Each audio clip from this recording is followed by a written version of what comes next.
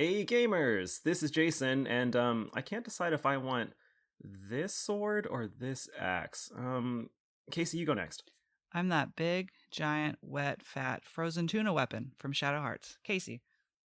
Buster Sword. More like Bust a Nut Sword. Oh! It's me, Patrick. Welcome to RPGaymer Episode 5, a podcast about weapons and RPGs.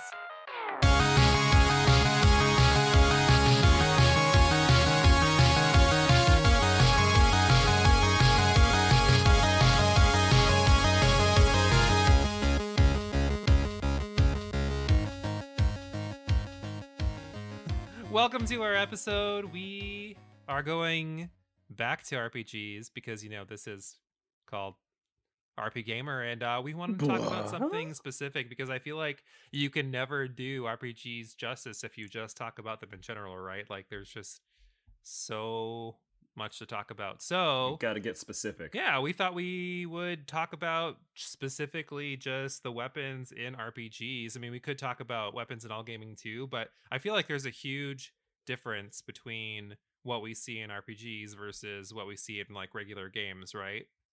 I feel like with RPGs in general, weapons tend to be a pretty big focus for why you might move forward. It's tied into like your progression, where you might get better swords, better shields, better whatevers to make your avatar stronger to go forward in the game.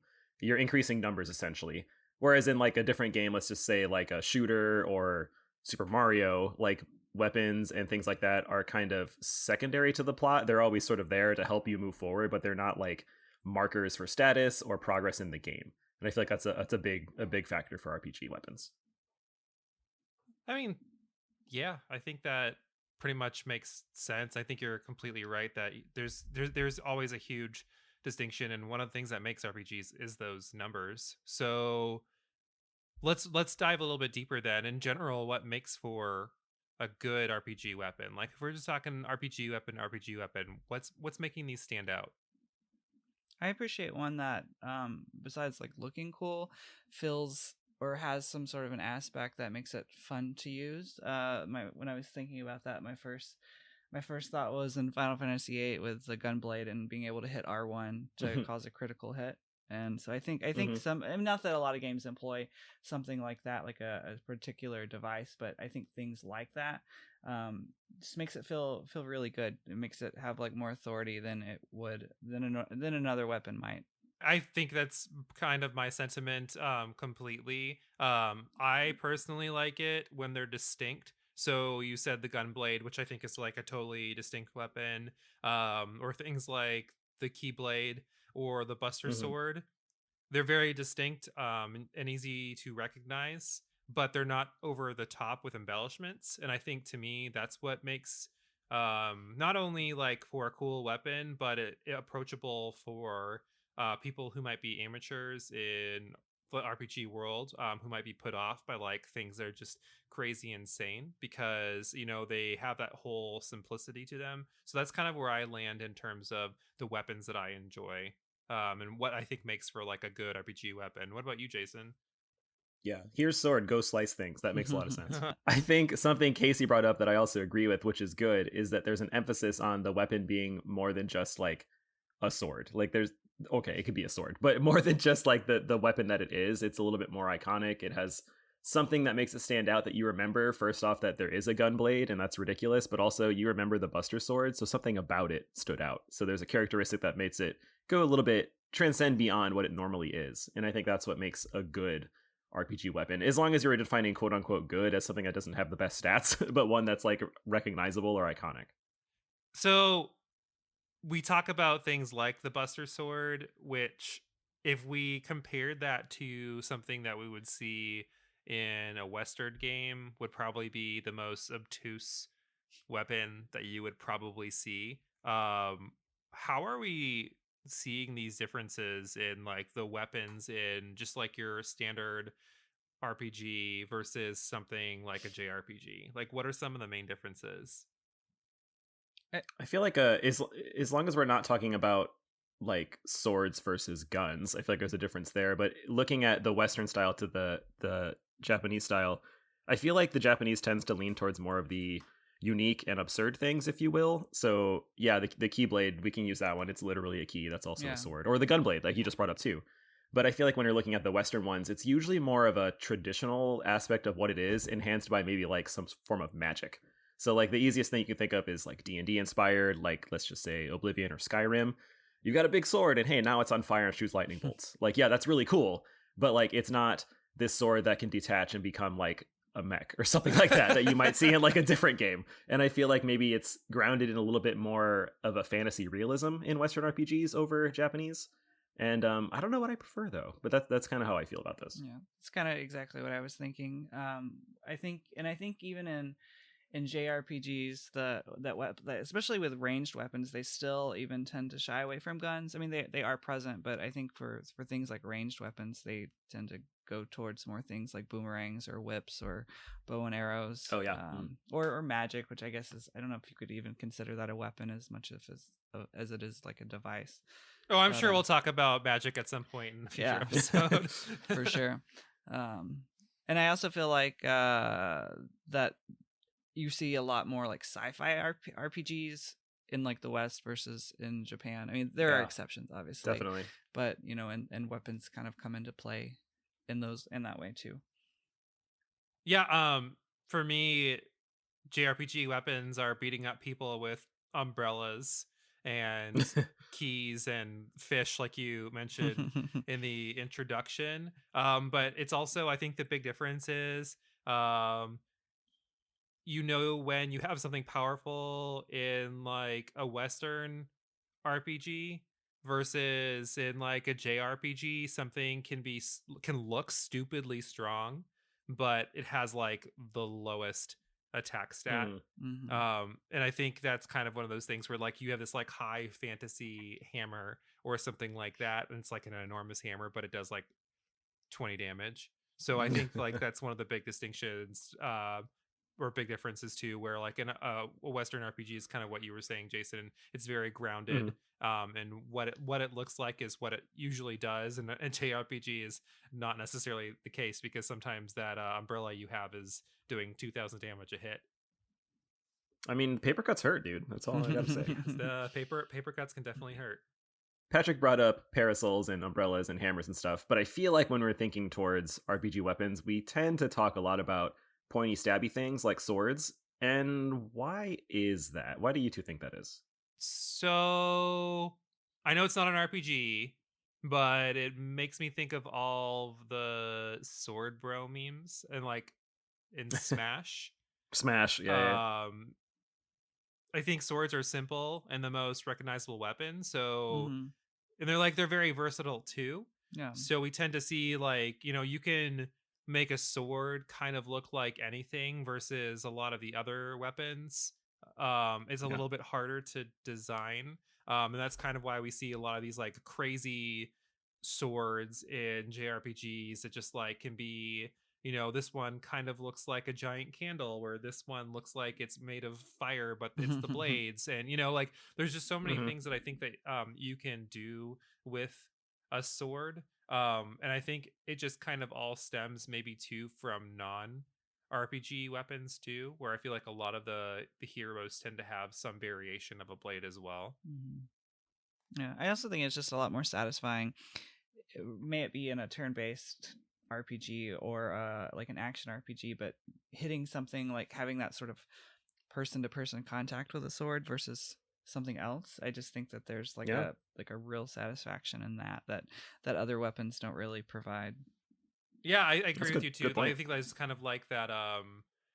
Whether we're talking about an action RPG or a turn-based RPG, there's also something like balanced about that as well. Like even something like Secret of Mana, the sword is kind of like the middle ground for a short range weapon, you know what I mean? Like it's kind of the most versatile, where if it's a spear, you know, you're gonna have a little bit more range, or a bow, you're gonna have even more range, or if it's like gloves, you have even less range. So I feel like it's kind of like that middleman of all weapons before you branch out into some of the other types.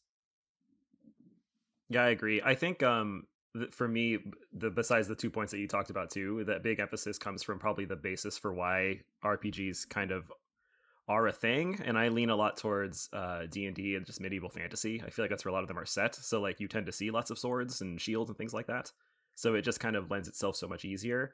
I also wonder if there's sort of a psychological thing with players Sort of. being Sort sort of of. exactly. Wow, we can cut that out in editing. No. I feel like I wonder if there's a psychological thing with the players, like maybe not wanting to fire guns or feeling like this is an absolute sort of thing, so a sword is a little bit more, I don't know, less evil to like slice someone up with. Maybe it's something like that. But now that I hear Casey's point too, I do like that, where you have to get up close and personal kind of with the sword. It makes it a little bit more impactful every time you shoot, as opposed to like loading a gun, or like, you know, firing a crossbow from across the field. It makes it a little bit different.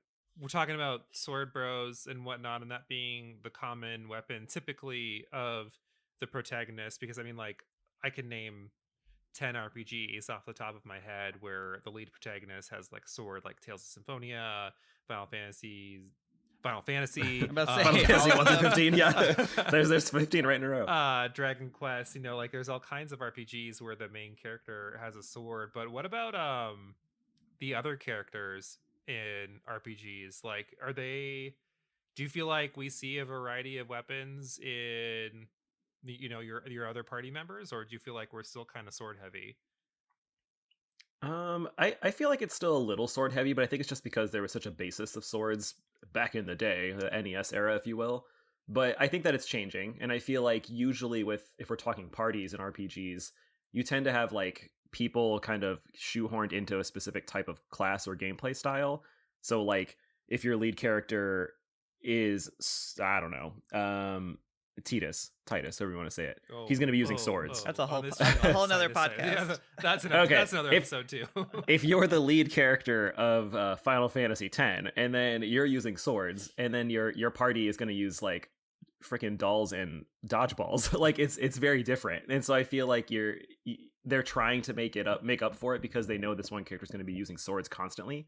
So it gives variety in your gameplay, because it would kind of suck if Waka and Lulu also use the exact same swords, which I know some games do, but I prefer it to be different, and I think it sets the characters apart, using like this is how they attack, and they're still very versatile and effective, even though they're not using swords. I think that's a good point. Yeah. Like Final Fantasy 6, a lot of the characters are sword characters, and I think they're a little bit more distinct when we have characters that are using stabs and rods or spears, or like Sabin with claws. So typically I think that it goes like two ways. The lead protagonist either has the most obscene weapon but that's kind of like the focus of the game.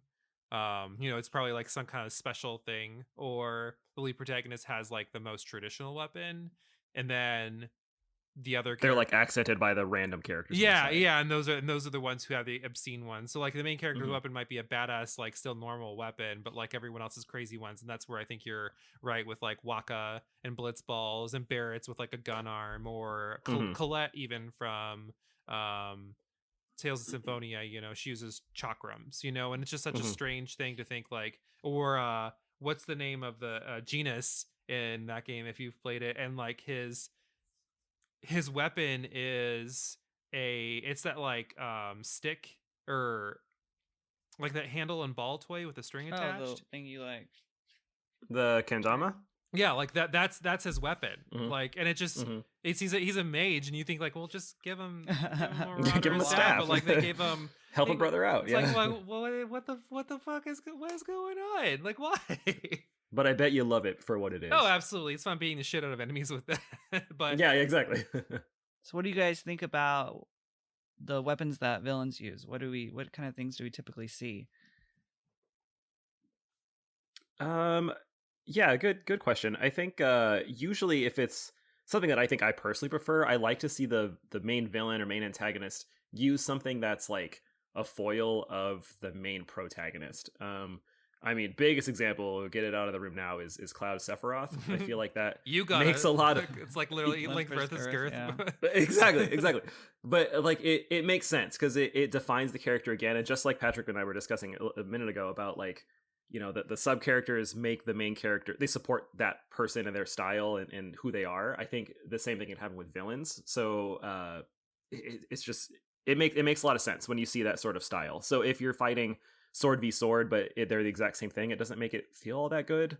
Even I though think like it kind of Sephiroth is like a can, weird. because if you think of Final Fantasy VIII, like one of Mm. the main antagonists is Safer Oh yeah, or Cypher, and like he same literally weapon. has the same weapon, and I He's think basically just evil Squall. yeah, and I think that's actually kind of like the cool part about that, where you have this polarizing moment of like you have this chaotic character, and then you have this like super reserved professional character, and like the difference between, or this big similarity of them is the weapon that they use. So it kind of goes with that like Jedi versus Sith Lord almost in a way, where it kind Yeah. of comes down from there. But yeah, I mean, like it is cool when you see um a huge difference in their weapons too. What do you think, Casey? Mhm. I feel like I agree with what y'all said. I also feel like in a lot of RPGs, especially JRPGs, that by the end of the game, if the villain is also the main boss, they've often transformed and their weapon is either abandoned or it's there, but they really rely on like crazy super abilities. So I feel like oftentimes we sort of see that change, that the villain might start off with like Sephiroth's giant sword, but by the end he's safer Sephiroth He's and some deity floating in the yeah, like the universe to attack you. I think that just pretty much it's always going to be a case of they're going to have some kind of crazy weapon, and it's just the territory now. Yeah. Yeah. Where villains are always going to be badass in some way. Mm-hmm. And badass can be like they're super armor clad, like Mhm. Golbez. Mhm. Or they're like kind of like that softer side badass. Kind of like, if again, Tales of Symphonia, like Mythos. Um, is the bad guy. He's not this like big buff dude, but he still gives that aura of like, oh, you don't fuck with him. Like he's a Super Saiyan. Mhm. Like he doesn't need to look like the shit. He just is the shit. So I think that you kind of see that like that's it's just the territory now of kind of the bill being pushed so heavily. I think even in Skyrim, like some of the enemies that are really tough have pretty ornate weapons that go with them. Yeah. So yeah, it's not like they're just going to be wielding some basic iron sword or something like Little that. dagger. Yeah. So if we're looking at hero and villains against each other, I think the other thing we need to talk about is probably the different sort of gender roles that you have here. So what about the differences between female characters, their weapon choice, male characters, their weapon choice, and kind of how they go with each other?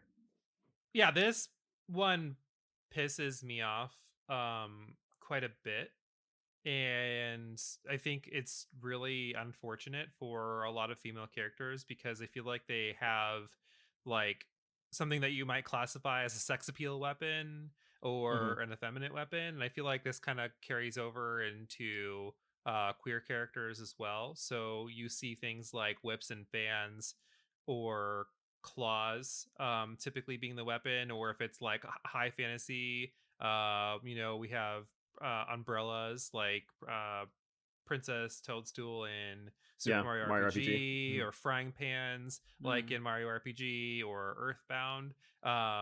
So it's usually something like that, or it's something like super obscene that makes no sense, where you have the smallest female character and they have the giant Giant a hammer. Yeah, giant yeah. hammer, and it just makes no, it's like They're what trying to say, like, show like, hey, she's a girl, but she can, yeah, it's like they're trying to overcompensate almost, like Yeah, but it's yeah, like an overcompensate, exactly. extreme. Why can't they just also be a sword Right. wielder? Like it right. doesn't have to be It's not defined by very being a often that woman. you see that either. So like Legends of Dragoon and Symphonia both have Mhm. characters that have these like massive hammers, and they are small females, and it doesn't make Oh, I sense. forgot Where about that. like it's very few characters where we have someone like Lightning, Yeah. where Lightning has a Yeah. gun blade, and like that's like she is finally like a polished, serious Mhm. female character. That's like I think one of the things we talked about in that extra episode of justifying why Final Fantasy 13 can be okay sometimes, but rarely. Because we finally have, like this serious weapon for her. But yeah, that's what it is for me. I think it's unfortunate how female characters are handled compared to male characters. But what about you guys? Well, I guess I would say side question then for both of you. Like, what about the games where the female lead might be really strong? Like, what about Final Fantasy VI? Like, what do we feel about her and Terra's like weapon choice? I think it's kind of just everyone still has the openness in that game. Mhm. There wasn't really any form of crazy weapon, in that game. So I don't really think, like I said earlier, everyone just kind of has swords. Yeah. Yeah. I think maybe in the newer games where we see more character details and Yeah, stuff like I was gonna that is when we say, see this. Yeah, like in a go six. for I it. was just gonna say, like in a six, or like, is it 6-bit or whatever? Like that generation, like you couldn't really. There wasn't a lot of like over sexualization and that kind of Yeah. thing of like of a feminine person. So Right. And like I'm thinking of even something like Final Fantasy 8 or 9. I know they're not lead characters, but like Renoa, Selphie, and Quistis don't have cool weapons in terms of like badass appeal. yeah, And I think Freya is the only female in 9 who does yeah, with Yeah. spears. I wouldn't really include Dagger or Eiko. Yeah. Right, because I mean, like they have rackets and rods. Yeah. Like Yeah. that's not let's volley this magic really at you. right. And Yeah, I don't think there's exactly. anything wrong with like stabs or rods or anything like that for characters, but it kind of goes with that whole thing of females tend to be those soft mages, and I like Totally. seeing those strong female characters even in Final Fantasy 10. I mean, and I know we're really just hitting Final Fantasy, we're not hitting outside of that, which we should, but like in Final Fantasy 10 none of the females are even like physical combat units. That's true. Yeah. I think if we look at if we take a look at the Western side of things, I feel like, especially with protagonists, a lot of, maybe this is a thing that Western RPGs do, but a lot of protagonists are kind of a create your own sort of thing. So you can be whomever. So I mean, Commander Shepard can be male, female. And then if you're playing like Fallout, same idea. You can do whatever you want. So it's hard to define like those types of games by how they play their female leads. But if you look at the side characters, you can though. Yeah, I was going to say the side characters. yeah, completely. yeah. Look at how they do that. And I mean, to pick out one, in Fallout 3, I can't remember her last name, but I'm pretty sure her name is Moira, and she does the Wasteland Survival Guide. Oh yeah, like that huge long quest line. Like she's just in my opinion, just a woman there trying to survive, and she's really intellectual and smart, and like it's cool, and you can help her or you can really fuck her life over. But like it's it's a great way to like just have like here is a female that is a strong person, and it's not like they need to be characterized by being super gruff or having other masculine characteristics. They carry a large sword. She's literally just like a from the ground scientist. And so it's kind of like we're playing catch up from all the years and years of having females do the side roles, like Patrick said, of the softer summoner or someone that can't use swords or someone that was overly masculine to make them appeal to a male crowd. So I'd like to see more things like that as we go forward.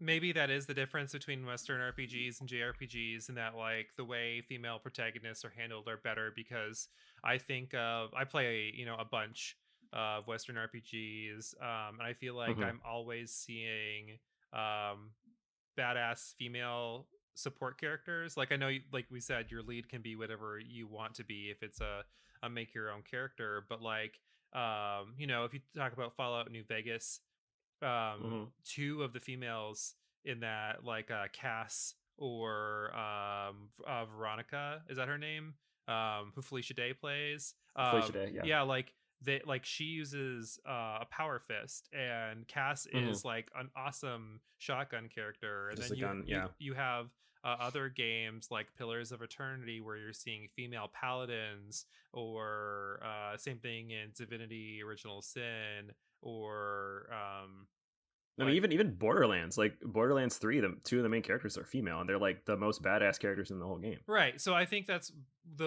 where we're seeing this kind of like, I wouldn't say balance, because I think there's in some capacity some of these games are still a little over sexualized, but at least the coolness factor isn't something obscene, or it's not something that's like hitting a trope. Like it's not like this girl in an RPG is going up and beating enemies to death with a tampon. You know what I mean? Like, I mean, like that's almost how I feel when you see characters using umbrellas or frying pans as a weapon. It's just kind of like, well, if you're gonna go for it, you might as well just go for it, because what else are you saying?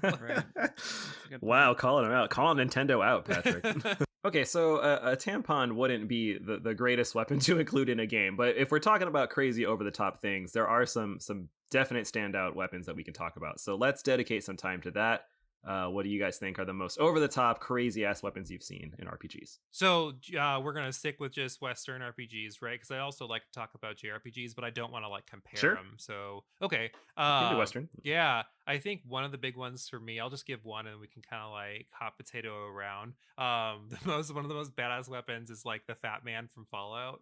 Oh yeah, for sure. It's literally a mini nuclear missile launcher. Like it looks crazy. Mm-hmm. Like you look like an insane person when you're wielding it, or just takes like for- 5 seconds to reload. yeah, just for using it. But I mean, you would literally have a mini nuke, and I feel like that is just so badass.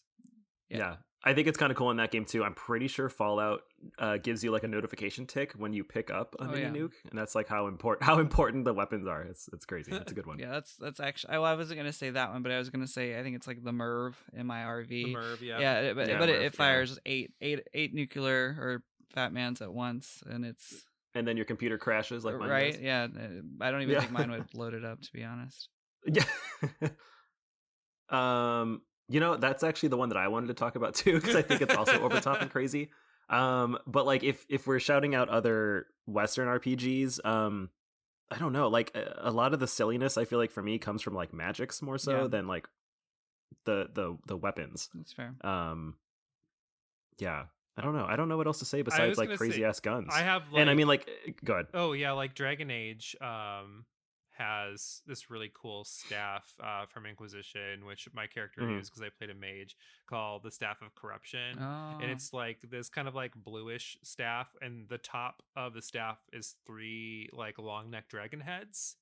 And I just thought that was really cool, especially for something like a Western RPG, just because you think like staves are usually like really simple things, or they're a little bit more ornate, kind of like the Staff of Magnus in Skyrim, which I also think is a badass weapon. But it didn't really like, it just like could have looked like a lot of different staves, where like this Dragon Age staff, literally like 3 dragon heads, is just super awesome. Yeah.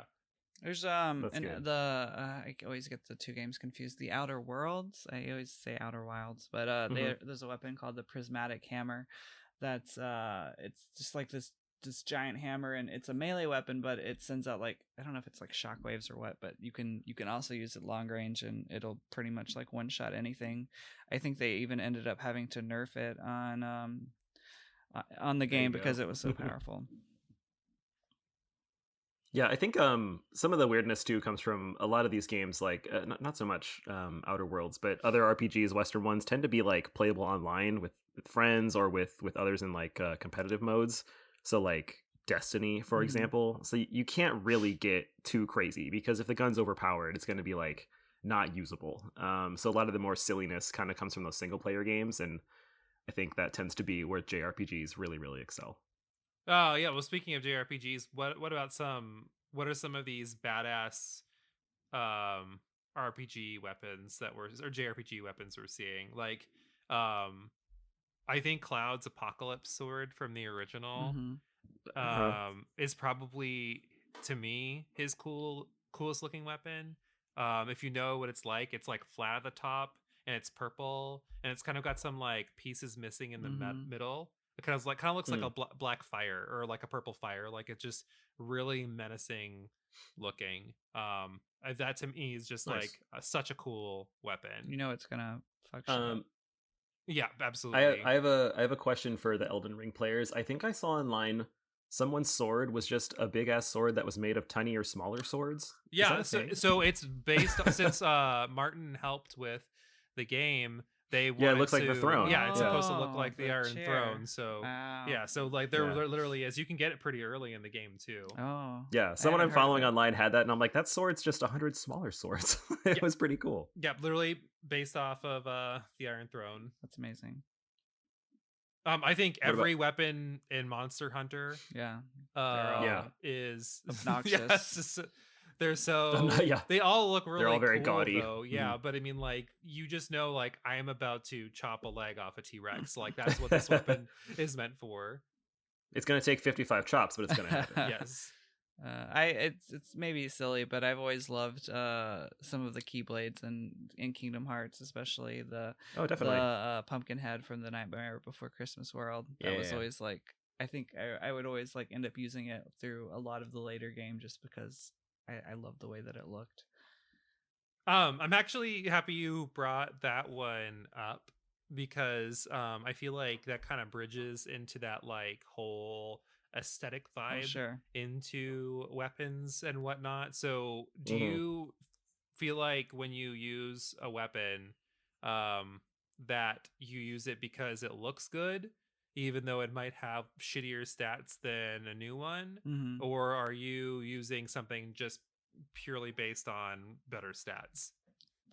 Yeah, I got a min max, so I'm using better stats. So Same. as cool as it looks, yeah, I need to win the game, and that's what I want to Yeah. do. But bonus points for any developer, whoever, that includes like a skin function where you can like swap the skin over. Diablo 3 does that really Yeah. well. And I would much rather see the cool ass weapon with the better stats than just the shittier Yeah, weapon. you can do that in Final Fantasy 14, and there's like this fist weapon that's it's like you're holding like kettles, like flaming kettles, and you can use that as your skin, so you can like be beating one of the main bosses and like with tea kettles, and the more damage you do, they turn red like they're hot, and it's That's yeah, amazing. it's pretty funny. I am personally more of a look queen, so unless it's drastic, I'm probably going to use the weapon that looks better versus something that like is better in general. I don't like it when you're wearing, like a pot on your head. Yeah. And then you have Yeah. like, and a piece of like a metal cuirass or something like that. So I'm thinking of Dragon Quest 9 where every piece of equipment that you wear reflects on your character, and like I'm probably going to pick something that matches the way my character looks. Like if I have the full set of iron armor, I'm probably going to use an iron spear, even though a steel spear might be coming up because the color might be different. But that's typically how I go. It just weirds me out thinking of like, unless it's a game that doesn't show, because if it doesn't show I don't really care. You're not But it just interested. weirds And me out those are the thinking that worst. they don't match. Yeah, like it's just like I cannot do it. I've been feeling that way with Elden Ring lately. I'm such a mishmash of armor. Equipment, yeah, it's Went to just the thrift weird. store and just grabbed a handful of stuff and ran out. Yeah, basically.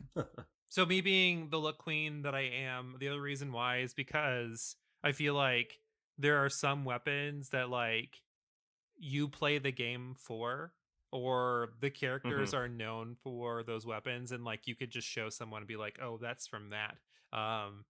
Yeah. So when I think of that, instantly what comes to mind are shells and hammers from Super Mario RPG. Oh, sure. Like Nice. if you saw a shell or if you saw a hammer, and especially if it's like more of a cartoony hammer, you're like, Mario. Like, what game is this from? Yeah, instantly. So are there any weapons like that are kind of iconic that you guys think that really like set in this whole RPG weapons, or are there not really that many iconic weapons? I think there's some, man. We got to talk about Keyblades. Yeah. I feel like that's like the cornerstone of the entire arc of that series, if you can understand it. And I would say it's Yeah, really it's- just the base Keyblade. I wouldn't say it's all Yeah, of the Keyblades, yeah. Right. but I think like you're right. Like, yeah, the base Keyblade is probably the most iconic, especially because Mickey has Yeah. it too. Exactly. That's a good one too. I also think anything that shows up on like the cover of a game is like iconic. So we're gonna bring back Cloud again. Also, we can talk about the main character from Final Fantasy X, since I won't say his name.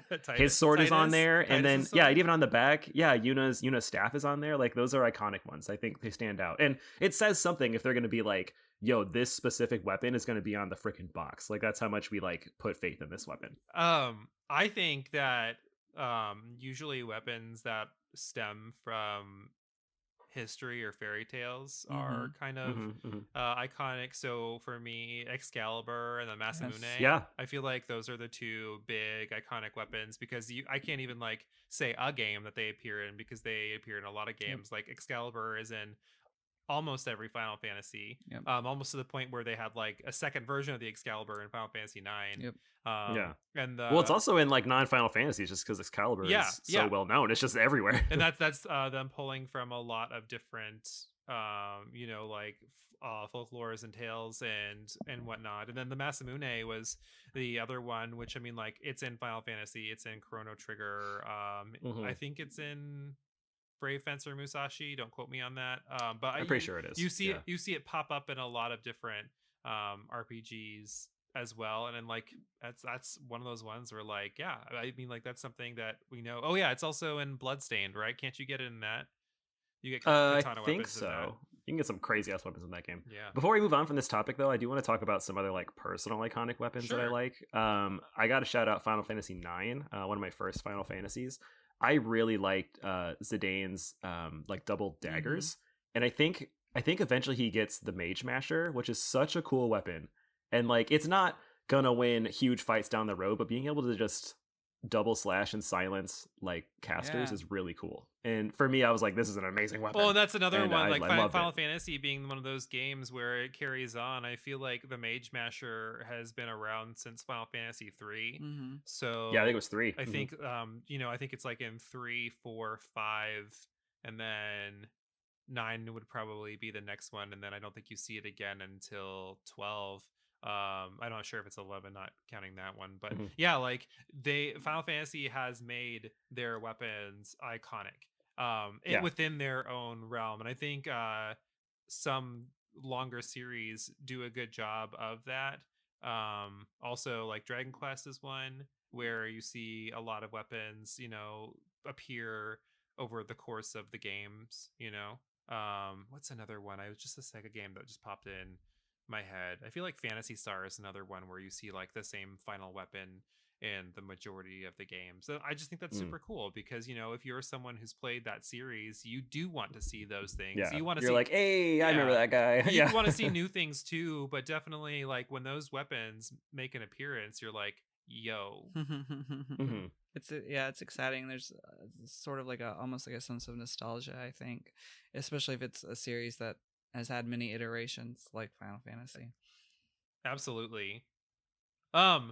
Okay, so I wanted to talk about this since like the beginning of the episode because you brought it up on your list. With the whole frozen tuna thing. So there's a game called Shadow Hearts. And this character named, I think it's like Joaquin, I'm not really sure how to pronounce it, but he's like a wrestling vampire, and he literally uses everything as a weapon. He uses a locker, he uses a coffin, he uses a frozen tuna, he uses a mailbox. Those are some weird ass fucking weapons. One of his weapons looks like it. I don't remember what it's called. It might be a pipe, but it kind of looks like the warp pipe from Mario. Yeah, it's a green pipe and it looks exactly like it. What are some of these weird weapons in other RPGs that you guys are seeing? I'm talking about like the weird ones.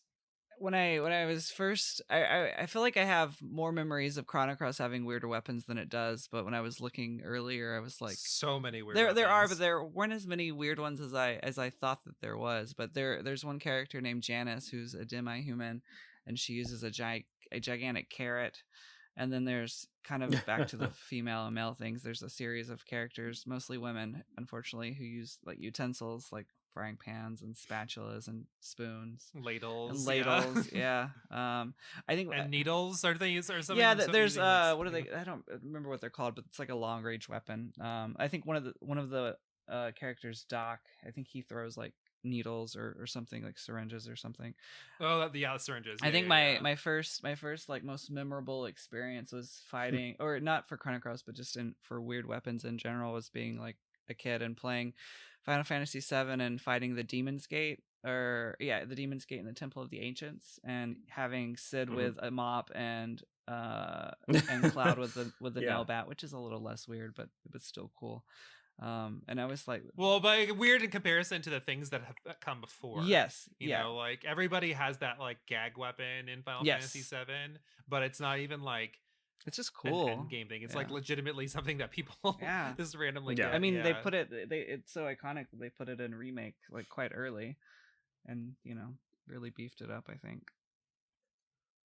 What about you, Jason? A lot of my games tended to lean on the safe side here, but I did want to give shout out to we haven't talked about Sylvando. I like that someone just brings juggling balls basically into some of his attacks, and I think that's wonderful.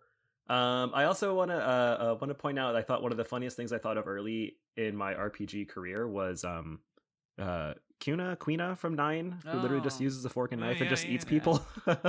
I always thought that was kind of funny. And From Persona 3, I thought it was kind of weird. Not a funny weapon, but just thought it's strange that Akihiko just punches things while everyone else slices Oh, things. And I sure. thought it was kind of ballsy of him just to run in with literally a glove on and just slap some I'm beams in the surprised face. you went with Akihiko versus Kanji, Oh, because and Kanji his is literally using a chairs. folding chair. And See, but I haven't played 4. oh, well, I forgot man. you're a bad gamer. I'm so I'm sorry. ending I'll the be over chat here. now. Goodbye. Okay, bye.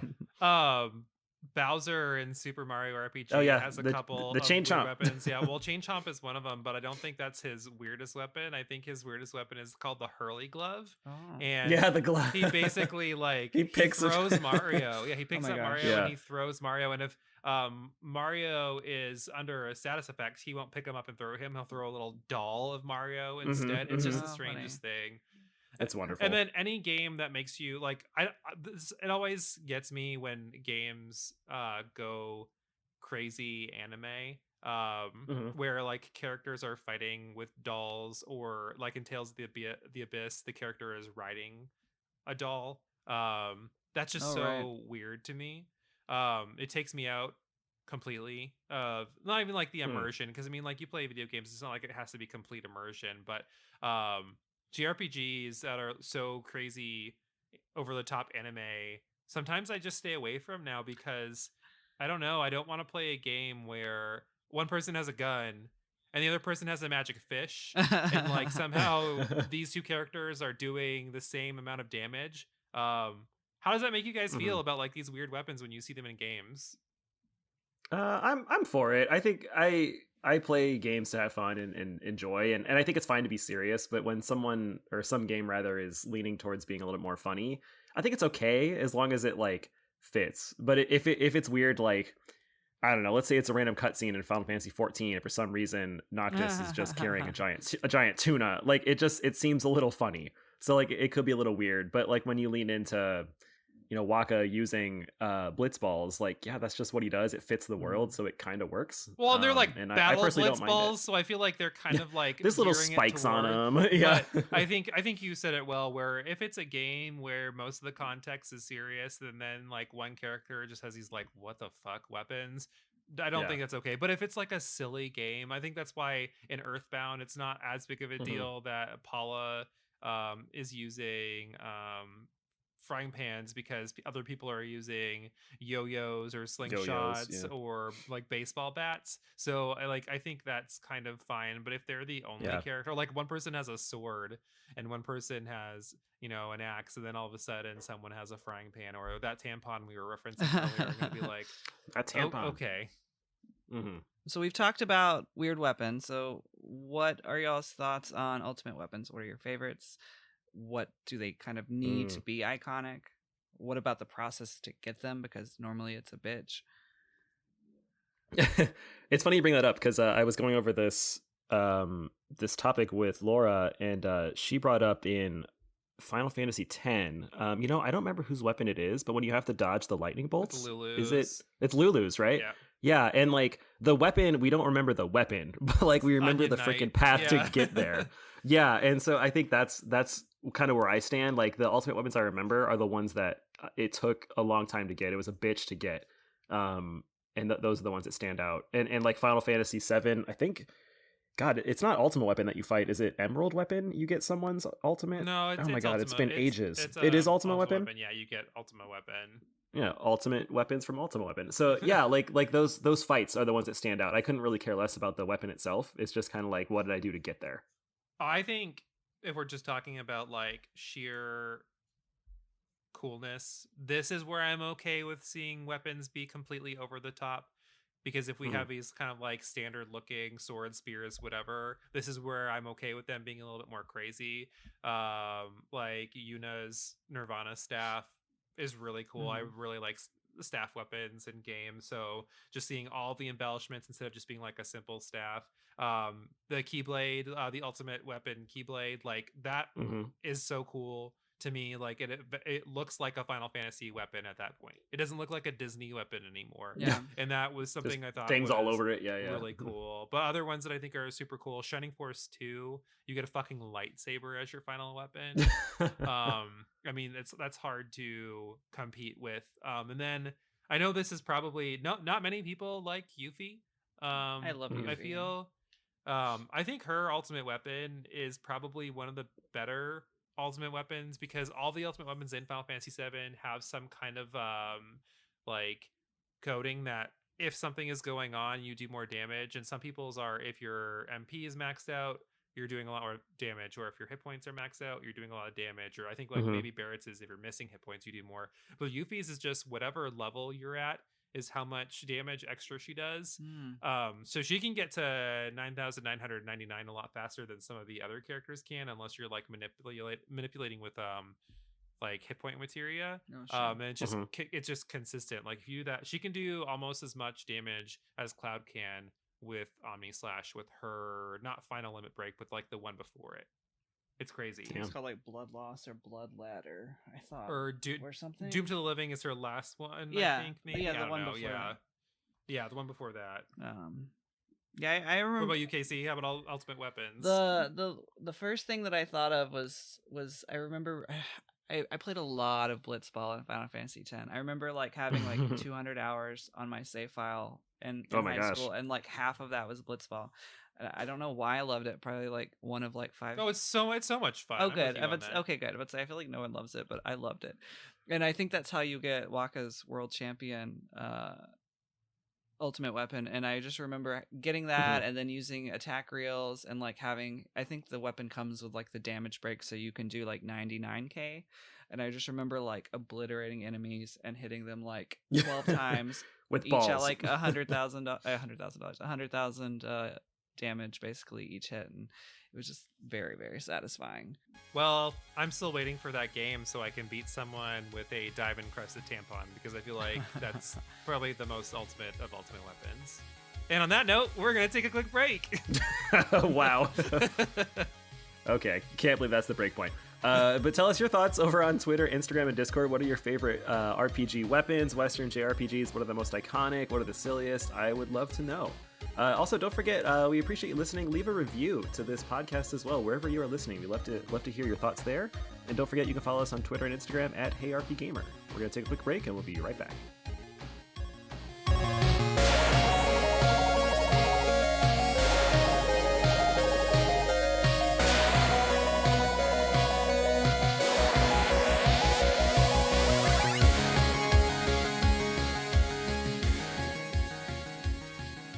And we are back for the middle segment. Today we are going to talk about what games we're playing, and then we're going to do something a little extra special in this middle segment. But first, Casey, I want to know, give me a short little synopsis. What are you playing right now? Elden Ring. And I'm not great, but I'm not nearly as god-awful as I thought I was going to be. I feel like you've played enough games where dodge rolling is kind of one of the main mechanics, so you're probably I'm getting better. Not as bad as you think. Yeah. I just my only Souls-like experience was with Bloodborne like 4 years ago, and I played it for like 2 hours and couldn't get past like the first area, and I just was very mad. But it's fun. It's everything that everyone else is saying. It's big, it's beautiful. There's lots to discover, and it doesn't tell you where to go or give you a quest log, and I appreciate that. Yeah, it's I actually talked about it, I think, in our last episode, right, Jason? I think so. Yeah. Like it's just, I can see how it's not for everybody, but I also think it is one of the better games I've ever played, if not one of the best. Damn. Yeah. What about you, Jason? What are you playing? Well, I'm playing a game really similar to Elden Ring. It's called Ape Escape 2 on the PS2. I mean, that's actually where they base the game off of. Yeah, it's I can see it from the very beginning. But no, in all seriousness, we went out with a friend last week. Laura and I did, and went to a used game store, and they had Ape Escape 2 there, which I don't have, which is surprising for all the games I collect. I don't have that one.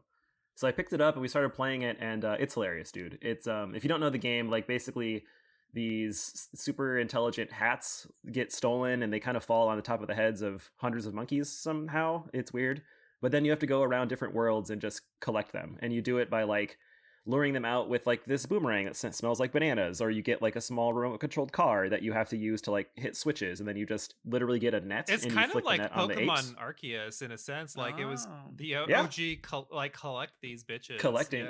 Yeah, but there's like a set number. You only need so many. It's a PlayStation 2 game, and so you're going through stage by stage.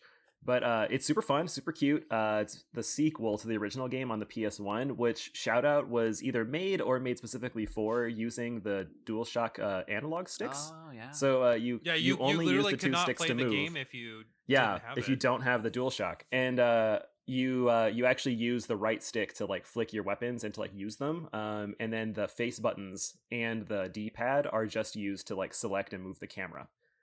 So it's all used on those sticks. So it's pretty cool.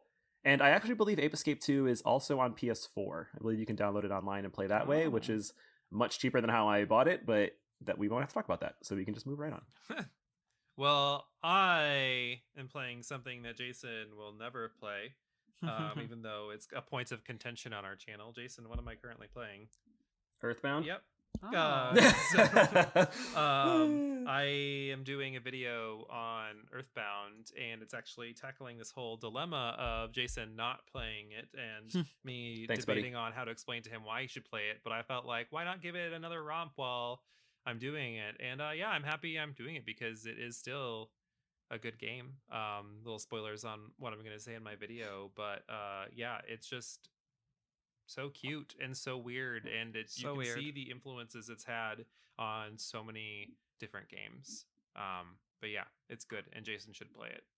And if I ever get to hold him at gunpoint, that's probably what my demand will be.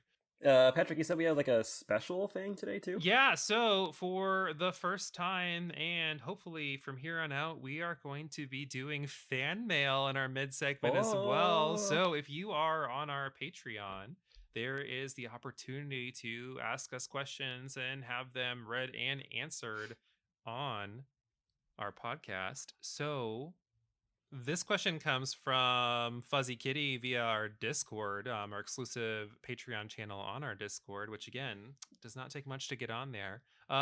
If you could remake any PS1 RPG, what would it be, and what would you alter? Yeah, let's just make it really brief.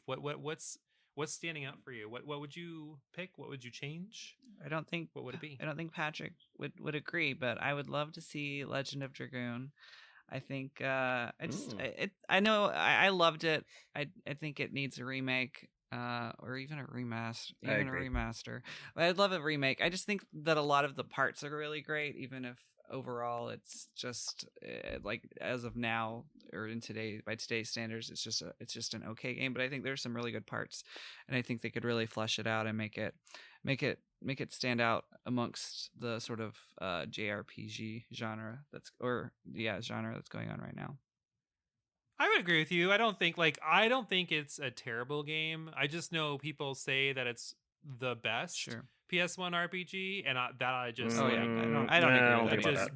don't agree with that. But I mean, like, if they totally remade it, I would be interested to see what they do, because the potential was absolutely right.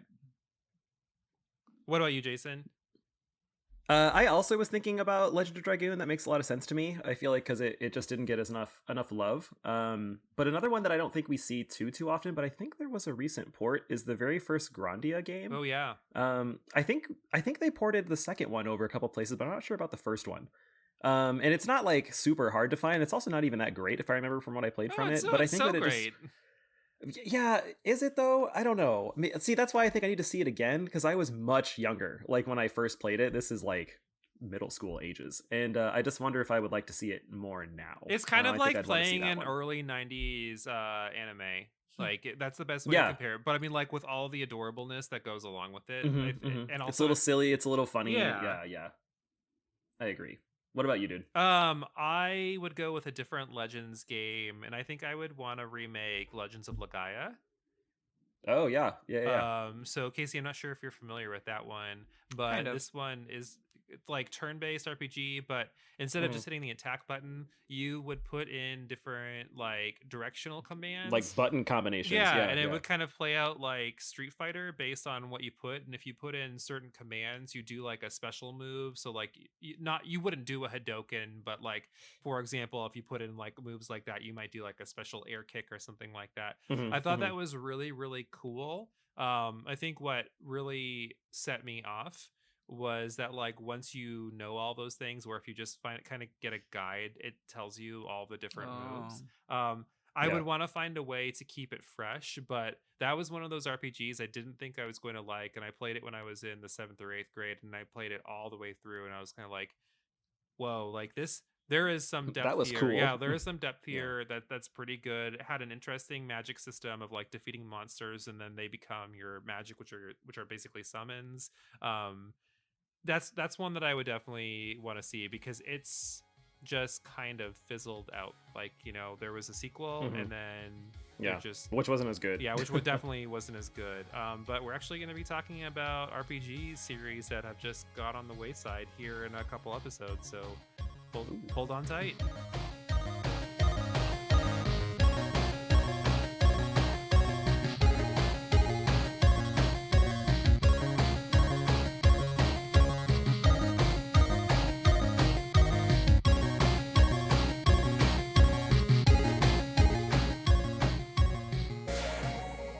And we are back for the second segment of our podcast. And as you know, we usually play a game when we do this. And this time we were actually able to make the game fit the topic. So hey, the title of this one I loved. A little clever old me thinking of something. We're going to play a game called Super Smash Gamers Melee. And what we're going to do is we're going to pit two different RPG characters against each other in a head-to-head battle, and we're going to describe who the character is and what weapons they'll be using.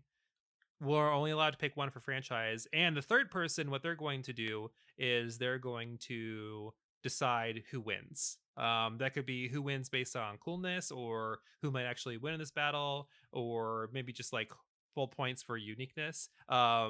Smash rules, final destination, no items, 3 lives. Oh my god, gotta keep it in that standard. So yeah, you know, just with our usual shenanigans, we're gonna do 2 rounds of this game. And up first, we're going to go ahead and do me versus Jason. So I'll actually go first for this one to give Jason an advantage for a possible counter pick. But Jason, okay, counter pick.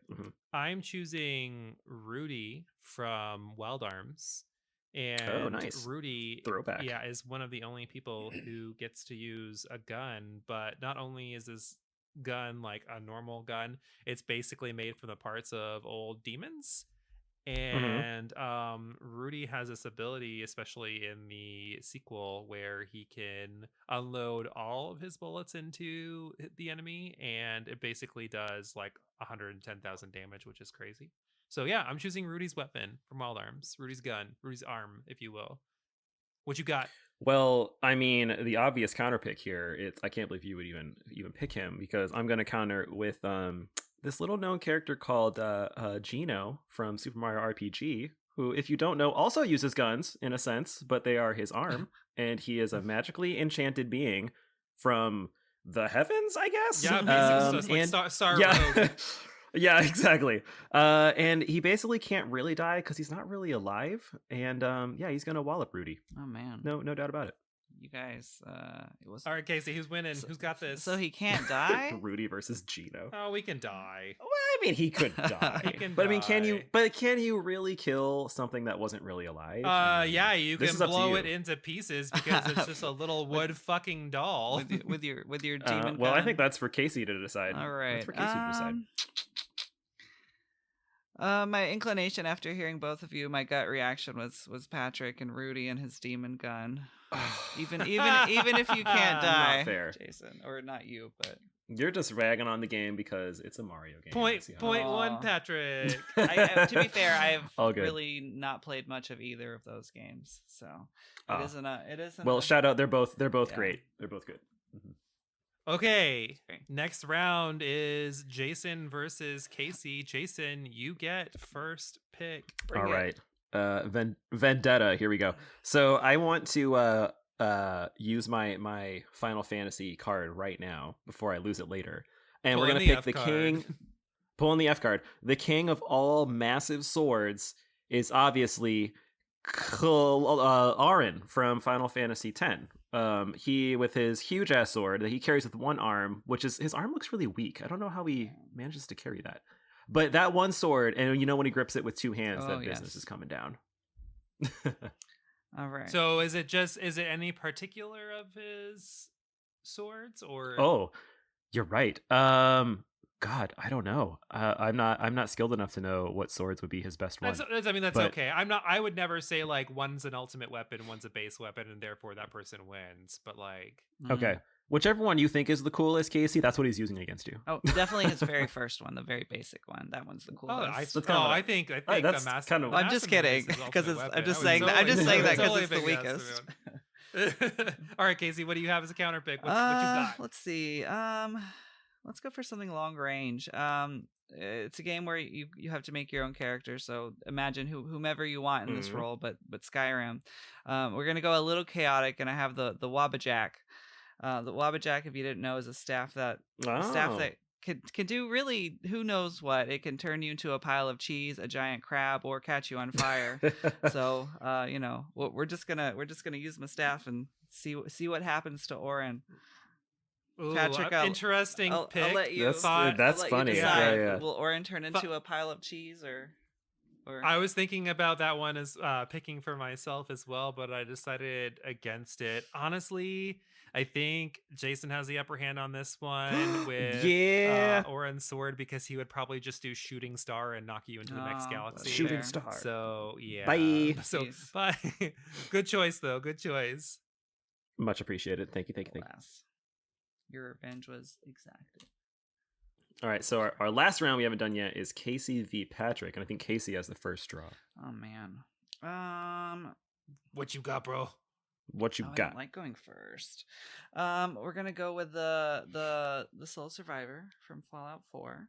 Kind of in that same genre. But I'm gonna use the junk jet, and I'm gonna have anything in my inventory at my disposal to shoot at Patrick. So I got what a literal trash I got weapon. Table legs, I got bones, I got cue balls, I got teddy bears that explode, I got other weapons to shoot at you. I got maybe a ghoul,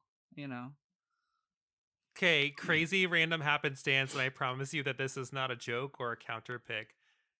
But I had the Merv from Fallout 4 for this one. Oh my god! I almost. You're shooting junk at me while you're retaliate with a nuclear missile. But not greatly aimed ones.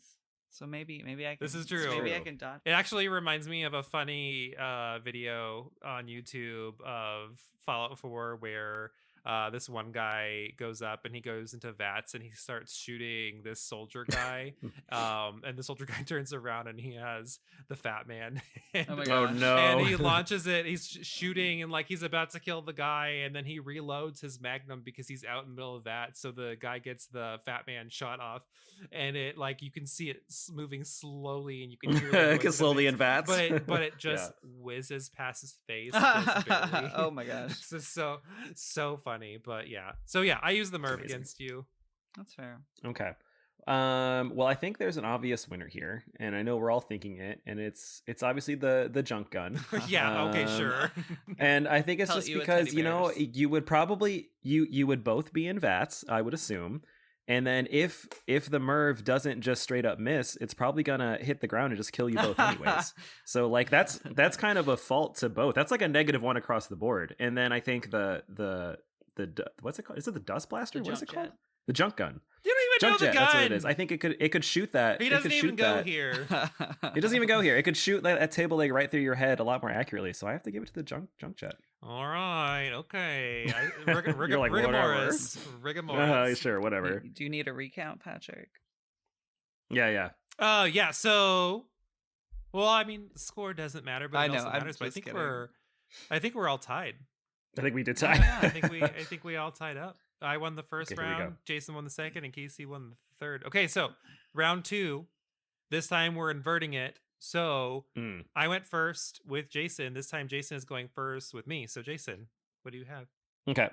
I want to give some other love to another iconic weapon we talked about this episode, and that is the Keyblade.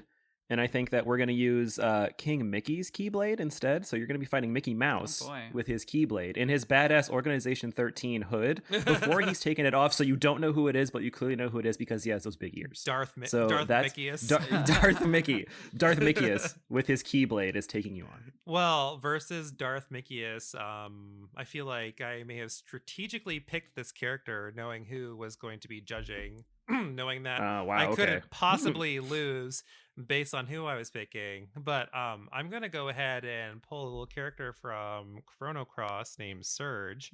And Surge is going to be wielding the Master Moon Swallow. Oh, nice.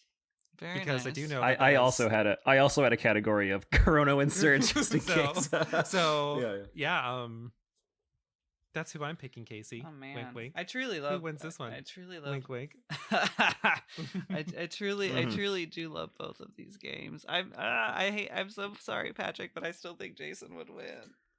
Boo! Oh, dropping it. I am deleting your Chrono Cross video off the channel. You are not a Chrono Cross fan. Mickey, at the time of this podcast, it is God. Mickey has more like Surge is just this kid. Like he isn't. I mean, not that Mickey's this like grand warrior, but I think he can make an explosion of light at will.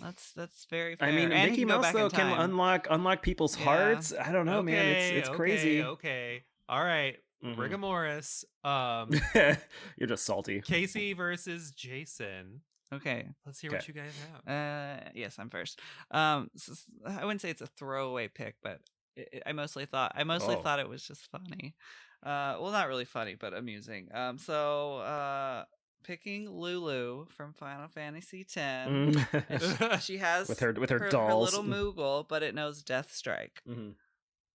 Oh nice. Shit! Not the Tonberry. I mean, it could be a Tonberry. Okay. I don't think that matters too. Whatever you find cutest, but I think Moogles are cute.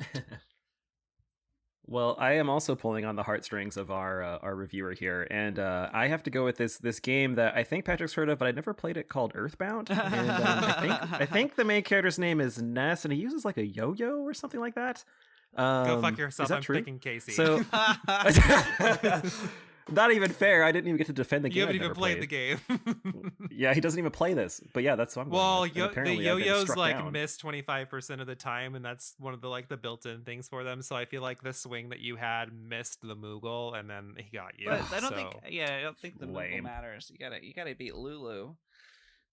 Well, so Ness was distracted by the Moogle, and then Lulu just killed just one hit with the Death Strike. Okay. God. All right. Lovely. This is it. Okay, I'm ready.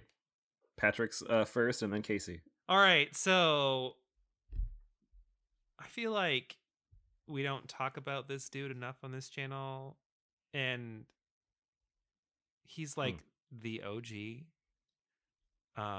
Very diverse in what he does. Been in almost every kind of game.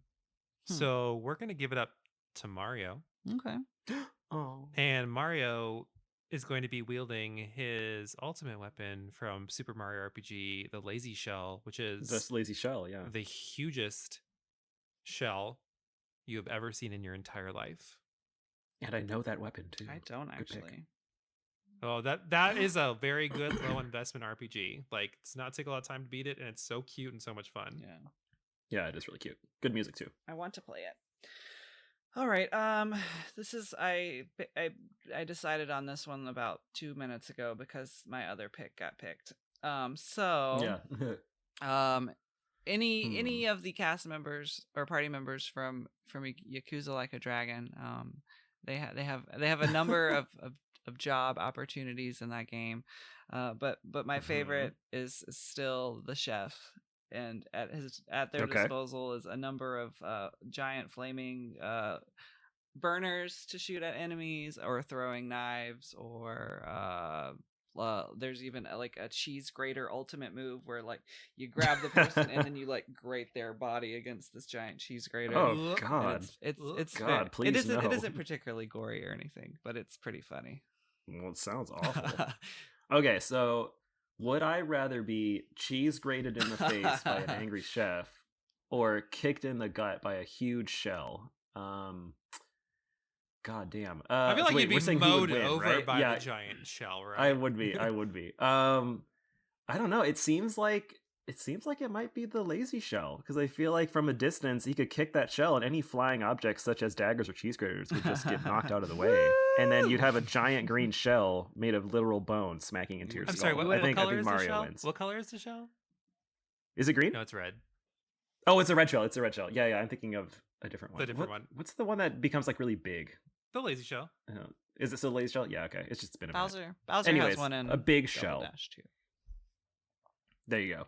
Yeah, that's what it would be. So actually, if I pick Patrick, I think we all won one and lost one each round, right? Weird. Look at that. Is it? Yeah. We didn't even Oh, we're plan all that. best friends. No one's even. Yeah.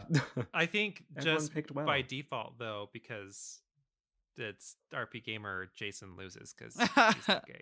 I think we all can agree that. So this is the part in the podcast where Patrick gets that railgun and shoots me in the skull, and then I fall down, and the podcast ends. Yep. Well, that was a wonderful game of Super Smash Gamers Melee. Appreciate the attacks on each other, and also the shout outs to RPGs that I haven't played in a long time, and I would love to get back to. And we'd love to hear your thoughts too. So if you're over on our Discord, please let us know your favorite thoughts for RPG classes, characters, weapons, who you'd pit against one another, why you think that Mario would win with his lazy shell over Casey's choice. I don't even remember what it was. Casey, what was your choice? The giant cheese grater. Versus Casey's choice of a giant cheese grater. How ridiculous that is. We'd love to know. And we also have that special Patreon channel too. So if you join us on Discord, you have a special channel to talk to us there. And we love all of our Patreons too for supporting us. Thank you so much. If you enjoyed listening to us today, be on the lookout for our next episode, Relatable Characters, coming up in 2 weeks. Also be on the lookout for future YouTube videos and our Twitch streams, which we'd love to see you because it's just a bunch of guys hanging out, being bros. Playing video games. We appreciate you all for listening and hope you had a great time. Now, go out there and get gaming.